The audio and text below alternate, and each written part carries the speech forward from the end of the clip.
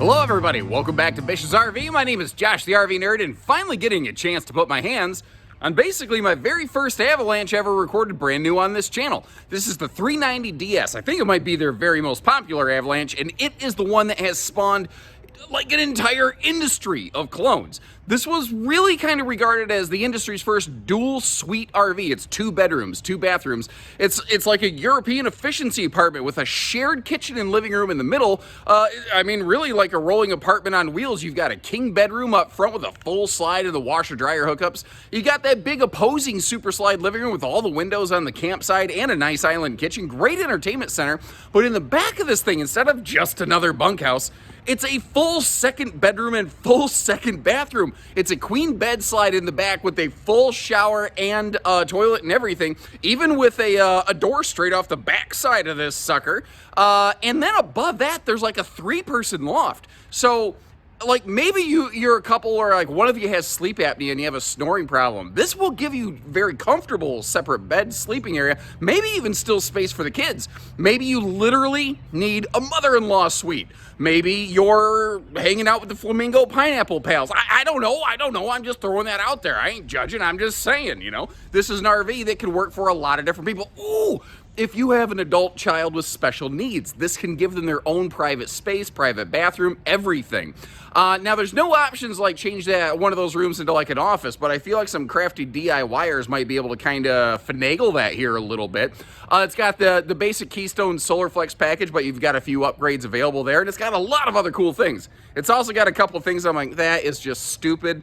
That was just a cheap thing to not do. So there's things I like, there's things I don't. I'm going to put them out there for you so you can decide if this might be the best one for you. And then let me know what you like and dislike as we go. Now, I could see this floor plan really working very nicely for some, like, you know, full-time families, things like that.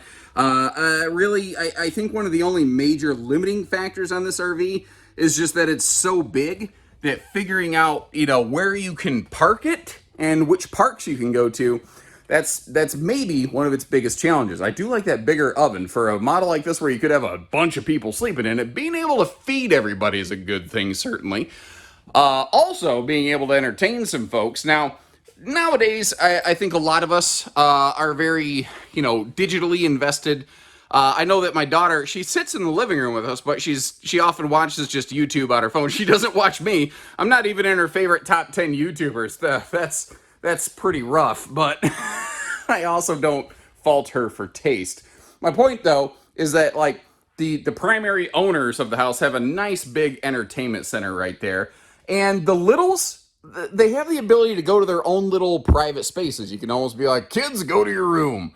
Now, this is standard dual air. It is third air capable, however. Up here we have that big rain sensing XL vent fan. You have to sacrifice that fan, but you see the power junction box right there. You can get a third air conditioner direct dump right into this big wide body beauty right here. And, pardon me, in case you're curious, that private enclosed rear bedroom and bathroom, they do have air vents that do shunt some air down there. Now, it is carpetless, and I like how the main floor matches the slide floor, but the type of flooring in the slide is susceptible to what you're seeing here. I call it the bacon effect, which I haven't had breakfast yet. It just makes me hungry. People are going to look at this and go, oh, there's damage on the floor. That's poor quality. No, there's not. You don't maybe understand RV construction. That is a flap with no structure below it, designed to kind of mask where the slide and the main floor meet up. And it was actually pretty chilly this morning, even though it's warming up now, and that stuff is starting to relax. It got cold and it got crimped up a little bit. That just kind of happens. Now, they call this their Summit slide system. Get it? Avalanche Summit. But it's 6'10". It's almost 7 foot tall inside that slide out. You see those blackout roller shades right there. And I do love these. Uh-oh. I might lose my nerd card. What's the name of this? I don't know if that's not like a dodecahedron or whatever, but you know, it's not exactly a D20 for my Dungeons and Dragons nerds, and that's no joke. Like, hey, roll initiative. Like, if you can calculate THACO, we're probably capable of being friends and holding a conversation. If you don't know what I'm talking about, no big deal. I don't judge. It's not everybody's jam, you know. Now back here, it has a loft above the bedroom, and I thought, you know, it would be kind of cool to get to see how an adult-sized person fits on this, so I put myself up there to the test. Now, I will tell you, that ladder is easy to climb, but it is very not barefoot friendly. You notice I left my shoes on going up and down the ladder. However, up in that loft, I didn't quite have enough space for my big 6-foot-plus frame to sit straight up, but short of that, I was actually quite surprised. There's room up there, I think, for a couple adults, several kids, or you could maybe just dedicate that to like attic storage. I could see that being a kitty cat dream house up there for sure, you know. Just kind of depends on exactly what it is you're seeking to accomplish with your RV. Now, a couple more details now that you've seen kind of the ups and downs there. Sorry, I was tripping over the island when we walked through and the camera got a little herky-jerky. Just give you a little bit more understanding of all the space. Now, you saw that my head hung off those mattresses there. I had my feet all the way against the wall. And we're looking at our Blade Pure air system here. So that air conditioner actually has a residential air filtration system built right into it. Well, you can get residential air filters for it, and you've got the you know, the battle bar there for the Nerf battle loft, I think is the technical term of that.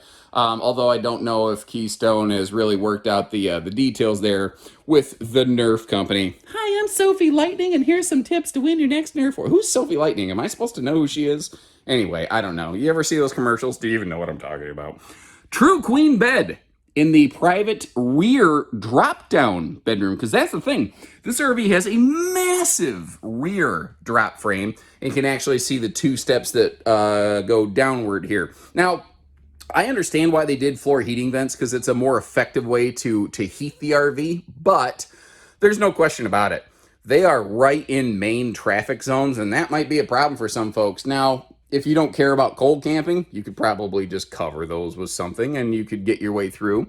And I do like how they kind of created like a little head cavity here so that as you go down the steps, you don't bang your head against something, like a quiet riot, basically.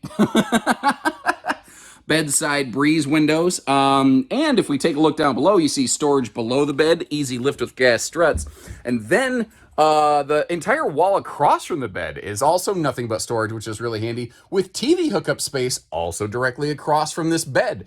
And that's kind of the interesting thing. I don't know which bedroom I necessarily consider the primary. I do think in this floor plan, the front bedroom still strikes me more as the primary, mostly for the fact that while I can walk around in here, in this room, it's the shower that's problematic. With even with the drop frame, with that you know, full loft all the way to the rear wall, it means that the shower headroom in here is a little bit tricky for me. So take a look at this. First, I'm standing on the main floor. That is the ceiling height in the lower deck with I'm about 6'1" without shoes, so do the math from there. But man, when I stood in that shower, because you do have to step up into the shower because they had to make room for plumbing underneath, I mean, if I stood up quick, I'd break my neck. You know, it's just, this is going to be a smaller person's bathroom. Now, if you yourself are an adult, but not as tall as me, it might work just fine.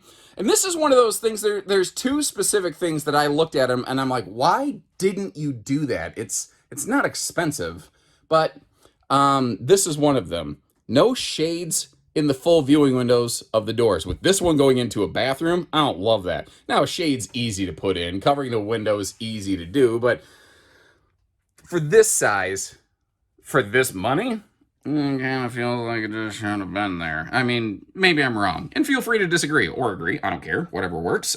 Great space around the toilet, though. So the toilet is big person friendly, which might be, I don't know, handy for travel stops or depending on what you're doing on your campsite. And a very respectable linen space here. Not linen. I'm sorry.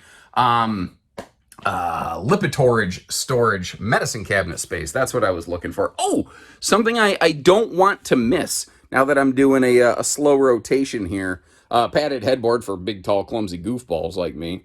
But there are, hanging off these little face-mounted side stands, some household outlets. Now, there's not USB plugs, but there are household outlets on both sides there. And some additional household outlets over there. Man, I don't know, for a standing fan or something maybe. I haven't exactly figured out what you might do there. Now, again, there are air vents that do duct down in here, so you're not hot boxing yourself, because that's never a, the ideal experience by any stretch of the imagination. And back in the living room, all the windows over here on the campside of the RV. They have definitely done a good job of giving you fantastic viewing. Again, though, main entry door could, I feel, use a shade over there.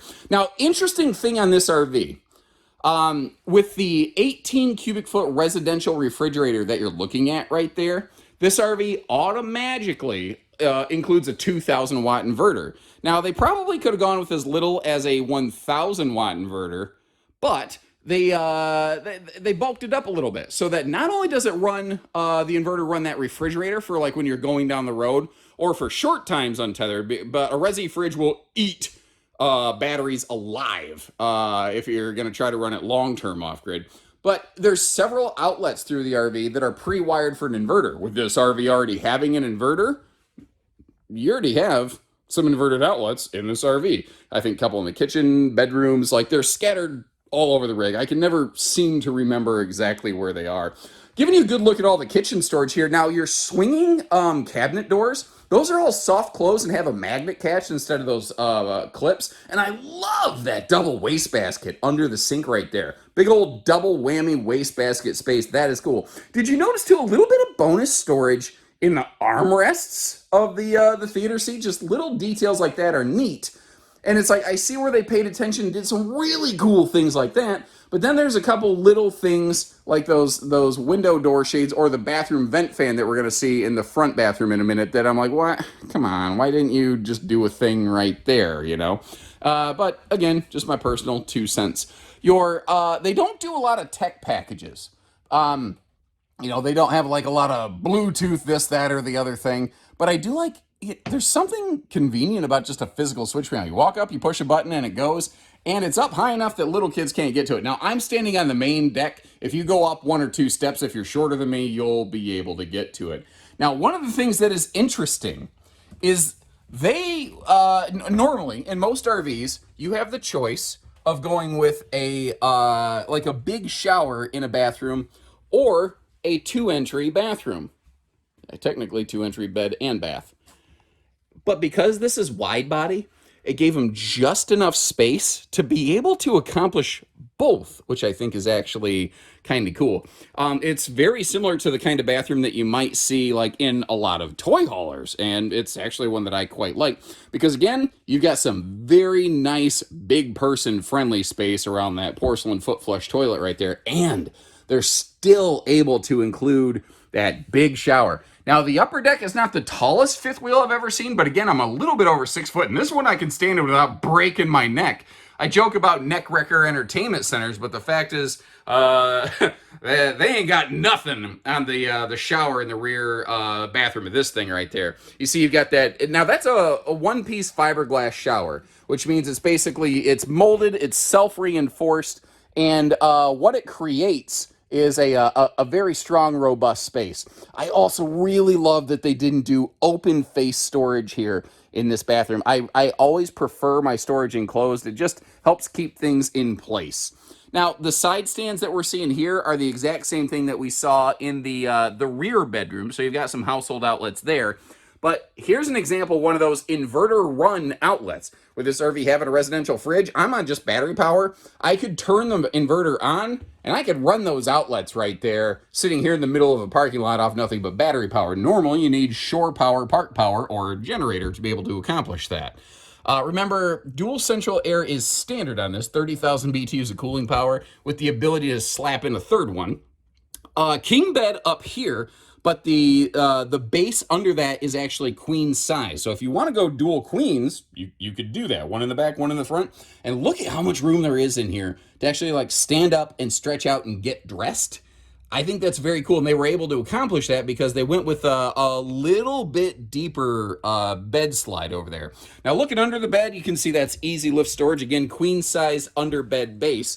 room for your combo or stackable washer dryer over by the well, the which side is that? The camp side of the RV, not the poop side of the RV. And then across, you've got that big padded bench, which has little hidden boot storage in it, basically a little bootlegger kind of storage, and a not the widest, but a good tall dresser space right there. And if you do happen to lay down in bed at night, you want to catch up on whatever show you're streaming or whatever at the time, that's your view of it right there. I would recommend some kind of downward angled TV though, again, just to save some neck stress a little bit. Now, as you can see, I've closed some slides, and this segment might be a little bit more brief, like my underwear. But from the front entry door, you got a little hallway here. You can get to the front bedroom where we're at, and the front bathroom, and that's all well and good. But the trick with this floor plan, when everything pinches off, you start to really, like, you're going to lose all of your rear bedroom. You could get to the rear bathroom with that direct door, but thankfully, they did make sure that with the slides closed, you can still get to the refrigerator. So I think, given as big as this thing is with all the slides and compartmentalized rooms, they did as well as they could, but this is just not an RV that is ever going to be A+ travel access, but I don't think it's really made for that. One final little note before we hop outside, just little things that I notice as I go through these. Like, you notice all the lights are turned off right now. Before I left, I wanted to turn them off just to make sure I didn't do something dumb and eat the batteries or whatever. But anyway, I noticed, while there's good lighting up in that loft, there's no way to turn those lights off without climbing all the way up there. I feel like maybe on this post right here, something like that, or this wall, a light switch to be able to just flick the lights off for the upper area. I feel like that would be a smart, handy thing, but that's just my 2 cents. I don't know. Maybe it's not a big deal. What do you think about that? Now, the trick is all this fun stuff with the 2 bedrooms, 2 bathrooms. It comes at the expense of the RV's got to be big. And that right there might be a limiting factor for you, because it means that there are places you're not going to be able to necessarily take this thing as a result.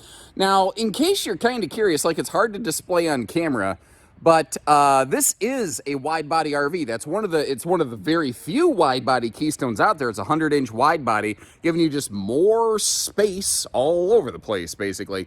Now, hauling this sucker down the road could be worse, because they have treated it very nicely with things like the Road Armor shock dampening pin box and matching suspension combo. Your hydraulic slide stuff, your inverter for that refrigerator 2,000 watt inverter, I believe, are all up there in that left compartment. Then the right hand side here is just wide open space. But if you look down here, you might notice some little perforated punch outs on that thing. It is sized and spaced. If you want to install a generator on this, you absolutely can. So the skin's also a high gloss, which in this category is not as common, maybe about 50-50. It just sort of depends. And I do like those newer, deeper bed slides they started doing recently. And Avalanche isn't the only one, but basically some RV codes changed and manufacturers were able to expand on all that. Now, their propane and battery setup on this is a little bit unconventional, so I wanted to give you like a little chance to look at that. Those are 30-pound tanks, but if I'm not mistaken, it looks like there might be room for 40s in there. Enclosed privatized docking center. I'm starting to like when these are in their own separate compartment instead of just being part of the pass-through storage, you know. And one other quick mention here, again, I try to share good with bad. In a floor plan like this, with a bathroom all the way up front, kitchen in the middle, then a second bathroom all the way back, there's just no way around it. This is a 2-headed sewer monster. You have 2 black and gray outlets. So you're either going to have to hop hoses, or you're going to have to, get some kind of Y splitter or something. And they are prepped and ready for a full observation suite. A lot of times you see side view cameras up by the front of the fifth wheel, but I think this was smart because this thing is so long. They put it near the middle of the body so that you can get a better look at your blind spot in case some RV nerd idiot driving a Kia Soul is in your blind spot, just, doing that slow pass where you're only going like 1/2 of a mile an hour faster than the person that you're passing. I actually never do that. I think that's dangerous and stupid, but anyway, especially around truckers, I'll actually speed up a little bit to get around it, but that's just me anyway. Up top here, that is a forced air heat vent. It is actually direct dumping air into your full cavity here. Not to mention down below, we've got the, you know, enclosed heated underbelly, radiant barrier, all that good stuff. And look at that goodness right there. We got a heap and help and double up of the Dragonfly lithium batteries, each 100 amp hours, so 200 amp hours of lithium battery. Factory standard on this. Factory standard with minimum 200 watts of solar. And normally I would say inverter prep, but with the residential fridge that we're looking at, you've also got a 2,000 watt inverter. That's a pretty slick base package from a factory, and with their more advanced solar flex packages, you can go beyond that. Now, if you were looking back, if you're looking at like the black and the gray tank capacities, you're like, oh, what is going on here? Like the gray water capacity is out of control and the black water is huge. Why is the fresh water smaller? Okay, keep in mind, each water area, so the rear bathroom, the kitchen, the front bathroom, they each have their own gray tank. Both bathrooms have their own dedicated black tank because they're too far apart to share. As a result, the underbelly of this it's like just absolutely dominated by holding tanks.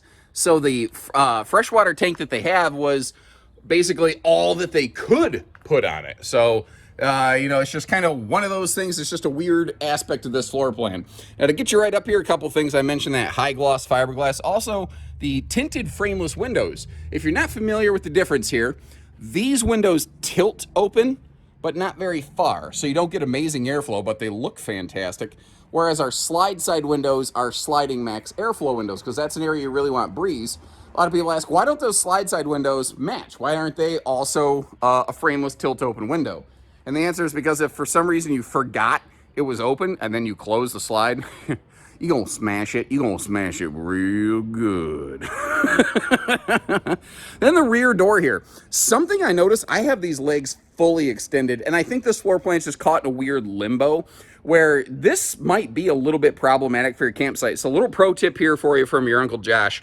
Bring along a couple little extra like wood spacer blocks or something to maybe put under those feet if the back of your campsite is lower than the front, because if the RV is lower, that could be a problem. I actually had to raise the nose of this RV in its current parking position to get the feet of those rear steps on the ground, but I'm afraid a triple step may cause a problem, basically, you know, the other direction. Now, it's a bit of a tall first step to get up to that ladder, but to give you another peek of the roof area right there, again, minimum 200 watt solar package, but you do have the ability to go a little bit further with that. And then just to kind of complete the 360 sweep of this thing, over here back on the driver's side, and it's a very distinctive look with all these slides over here. And I suppose just so you can see it, that is the other set of sewer outlets. You might notice how the chassis comes way down to the ground here. This is a double drop frame chassis. Basically, from the second bedroom all the way back is a second drop on the chassis back here. And as a result, I think it's actually more drop frame than not drop frame on this chassis. Now, a couple things. I'm going to leave you a bunch of links in the video description. Obviously, you'll be able to, if we have any of these in stock, you'll be able to click through there to check pricing and availability. But I've also had a chance to record North Point's version of this and the Paradigm version of this. And I have a personal favorite, but I'm going to withhold that. I would like you to maybe check out one or two of those other videos and let me know which one works for you. Now, there's also Montanas and Solitudes and other versions of this that I haven't yet had a chance to record. But I'm sort of wondering, which one would you go with if your money was on the line, and why? And until next time, take care, stay safe, have fun, and happy camping, everyone.